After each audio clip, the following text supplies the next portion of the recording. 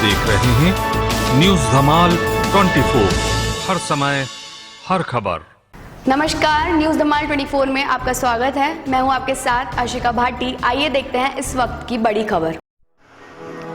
मालव केशरी स्वयंवर स्थिविर वरिष्ठ मुनिराज हितेश चंद्र विजय जी महाराज साहेब एवं मुनिराज श्री दिव्य चंद्र विजय जी महाराज साहेब सांचौर निवासी श्रीमान शाह गणपत लाल जी के बीबीपुरम निवास स्थान पर पगलिए करने पधारे। वहां पर मुनिश्री का भव्य सौम्य कर प्रवेश करवाया गया। मुनिश्री ने अपने प्रवचन में चरम तीर्थ कर भगवान के 27 भवों का विवेचन करते हुए डाकू नरवीर के भाव का वरदान बताते हुए कहा कि जब तीर्थकर परमात्मा नरवीर डाकू के भव में थे तब उन्हें लोगों को तकलीफ देने में मजा आता था। वही नरवीर डाकू साधु भगवंतों के सानिध्य में आया और सब छोड़ दिया और भगवान महावीर बना। और लोगों के साथ तुम जैसा व्यवहार करोगे तो भगवान भी तुम्हारे साथ वैसा ही करेगा। इसीलिए भगवान महावीर को भी कितने ही उपसर्ग सहन करने पड़े और अंत में अहिंसा प्रेमी बने। प्रवचन में गणपत लाल जी, जितेंद्र जी, मीठालाल बोहरा, जयंती लाल बंधा मूठा, वंशराज बोहरा, जयंती लाल श्रीमाल सहित काफी गुरु भक्त उपस्थित रहे। भाव के अंतर्गत योग संयोग कहीं बना हुआ होता है और उस अवधि के अंदर कभी कभी हमारे जीवन के अंदर कोई ऐसा सुनहरा पल, ऐसा सुनहरा क्षण आ जाता है जो हमारे जीवन को परिवर्तित कर देता है। परमात्मा महावीर के जीवन के वृत्तांत को उठा करके जब उनके 27 भवों को हम पढ़ते हैं, कभी कभी उन परमात्मा के जीवन के चरित्र को पढ़ने के बाद में मन में कभी संशय होता है, कभी शंकाएं भी होती है और फिर कहीं वास्तविकता को समझने के बाद में एक अनन्य आस्था और श्रद्धा परमात्मा के प्रति हमारे जाकर के जुड़ती है। समय ऐसा भी रहा परमात्मा महावीर के जीवन के अंदर के नरवीर नामक डाकू होकर के लुटेरे का काम करते थे और जब वह 27 भवों के अंदर ही आता है, उस समय वह जाकर के लूटने का काम, चोरी चकारी का काम जो होता, लूटने आदि के काम करते थे। जंगलों में जाकर के रहना और जंगलों में जाकर के अपने कोई निवास आदि कोई गांवों में नहीं थे, परंतु जंगलों में समय को व्यतीत करते हुए बस लोगों को दर्द देना, लोगों को कष्ट देना, उसमें उन्हें बहुत अच्छा लगता था। हमें भी कई बार जीवन के अंदर अच्छा लगता है, किसी को दर्द देने से हमें खुशी मिलती है तो हमें बहुत अच्छा लगता है, परंतु यदि हमें कोई दर्द देता है तो हमें बहुत ज्यादा दर्द होता है। परमात्मा भी नरवीर डाकू के रूप में रहकर के अपने समय को तो व्यतीत कर रहे थे, परंतु इतनी अवधि के बाद में भी समय पर वहां पर भी योग संयुक्ता से गुरु भगवंत का आगमन हो जाता है, क्योंकि विचरण का क्षेत्र साधु साध्वी भगवंतों का उस अवधि के अंदर जब पढ़ते हैं तो उस समय में कहीं ये रोड आदि तो नहीं थे, जंगलों में होकर के गुजरना पड़ता था। जंगलों में छोटी छोटी पगडंडियां होती थी, ऐसे रास्ते, उस रास्ते से सीधा रास्ता जो निकलता, वहां के रास्ते के जो भी जानकार होते थे उनसे जानकारी लेकर अथवा उन्हें साथ में लेकर के वहां से निकलते थे। गुरु भगवंत भी वहां से पदार्पण कर रहे थे तो नरवीर डाकू से मुलाकात हुई। मुलाकात होने के बाद वही डाकू को जाकर के प्रेरित किया गया और प्रेरित करने के बाद में प्रेरणा प्रदान करी। प्रेरणा प्रदान करने के बाद में वही जो जाकर के एक समय औरों को दर्द देकर के बड़ा प्रसन्न होता था, औरों को कष्ट देकर के बड़ा प्रसन्न होता था, वही गुरु भगवंत के वाणी से प्रभावित होकर के जीवन के अंदर इन समस्त कार्यों का आजीवन के लिए त्याग कर देते हैं और त्याग करने के बाद उनका जीवन बदल जाता है। जीवन बदलने का परिणाम ये हुआ कि एक समय वह था कि औरों को दर्द देने में बड़ा मजा आता था, परंतु जब महावीर के रूप में आए तो औरों के दर्द को देखकर के उन्हें दर्द होता था। कभी तो कष्ट देने में मजा आता था, परंतु बाद में तो लोग उन्हें कष्ट देते थे तो भी वे सहनशील, गंभीर, धीर वीर बनकर के सहन करते और मन में एक ही भाव लेकर के चलते थे।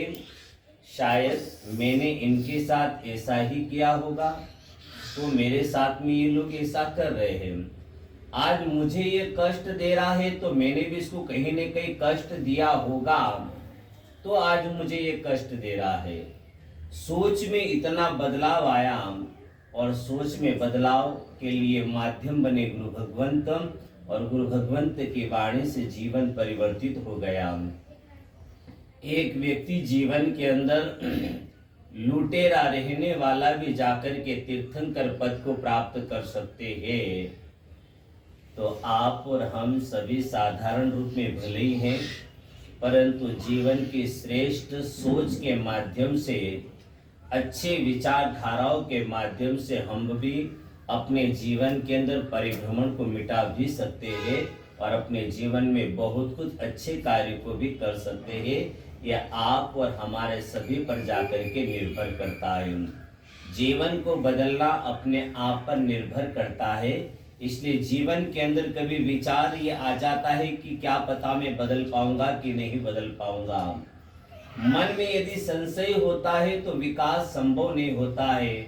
जब ऐसी स्थिति बने तो उन महापुरुषों के इतिहास को पढ़ लेना और महापुरुषों के इतिहास को पढ़ने से अपने आप आपको बल मिलेगा, शक्ति मिलेगी, सोचने की सामर्थ्यता बढ़ेगी और मन में विचार आएगा कि जब ऐसे ऐसे महापुरुष जिनके सामने इतना कष्ट आया उसके बाद में भी वह सब कुछ आराम से सहन करते रहे, इतना कष्ट तो वर्तमान काल में कोई देने वाला नहीं मिलता है। महावीर के पैरों पर खीर बनाई गई थी, महावीर के कानों में किले भी डाले गए थे, महावीर को जाकर के अनेक प्रकार के कष्ट दिए भी गए। इतने कष्ट तो वर्तमान काल के अंदर हमारे जीवन के सामने नहीं दिखाई देते हैं। हम तो बहुत अच्छे कहीं पुण्य का उदय लेकर के आए कि कम से कम कई अनंत वेदनाओं से जाकर के बचे हुए हैं। तो ऐसी स्थिति के अंदर यदि हम भाव सहित देव गुरु धर्म के बताए मार्ग का अनुसरण करते रहे तो जरूर अपना जीवन बहुत आनंदकारी जाकर के बन सकता है। और जीवन को आनंदकारी बनाना अपने आप पर भी निर्भर करता है। जीवन को श्रेष्ठ बनाने के लिए सोच को श्रेष्ठ बनाना पड़ती है। जीवन को अच्छा बनाने के लिए अपने विचारधाराओं को भी बदलना पड़ता है।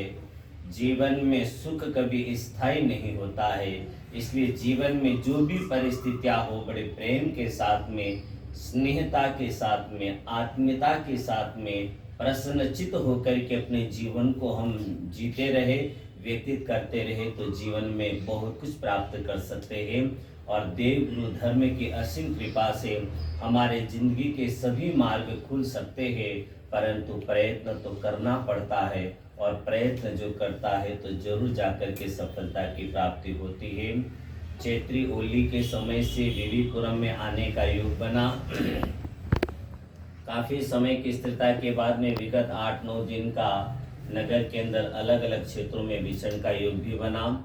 इसी बीच में जब हमारी यहाँ पर स्थिरता थी तब उसी समय में भी वागोड़ा राजस्थान निवासी श्रीमान गौतम जी की जो है बार बार प्रबलतम भावना थी और बार बार आग्रह भी परिवार आपका था निवास स्थान पर आने के लिए, परंतु उस समय कुछ योग ही नहीं बन पा रहा था। हम लोगों ने कहा था कि पुनः हम लोग कभी आसपास में भी जाएंगे तो फिर लौट करके आएंगे, उसके बाद आने की भावना को हम जरूर रखते हैं, ये हमने उस समय में भी कहा था।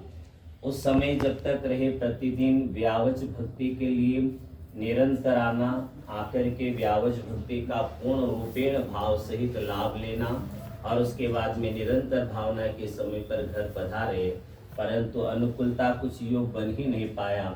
और इस बीच में 7-8 दिन की यात्रा हमारी सभी चैत्यों के जिनालयों के दर्शन के साथ में शासन प्रभावना से जुड़े हुए कार्य का एक माध्यम और निमित्त हमारे बीच में बनता चला गया। और ध्वजा के अनेक कार्यक्रम के बाद में फिर आए, उसके बाद में निर्णय लिया कि अब समय बहुत कम बचा हुआ है।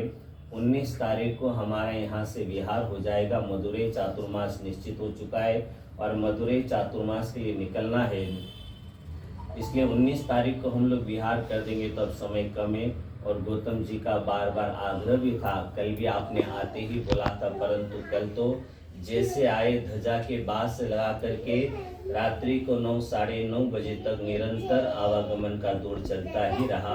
व्यस्तता काफी रही, परंतु कल ही हमने कहा था आगे इसी तरह खबरों का सिलसिला जारी रहेगा। जल्दी ही मिलते हैं देश भर की तमाम खबरों को लेकर। अगर आपने अभी तक हमारे YouTube चैनल न्यूज़ धमाल 24 को सब्सक्राइब नहीं किया है तो नीचे दिए गए रेड कलर के सब्सक्राइब बटन पर क्लिक करके हमारे न्यूज़ चैनल न्यूज़ धमाल 24 को सब्सक्राइब करें और साथ ही साथ बेल आइकन भी प्रेस करें ताकि आपको इसी तरह देश भर की तमाम खबरों की जानकारी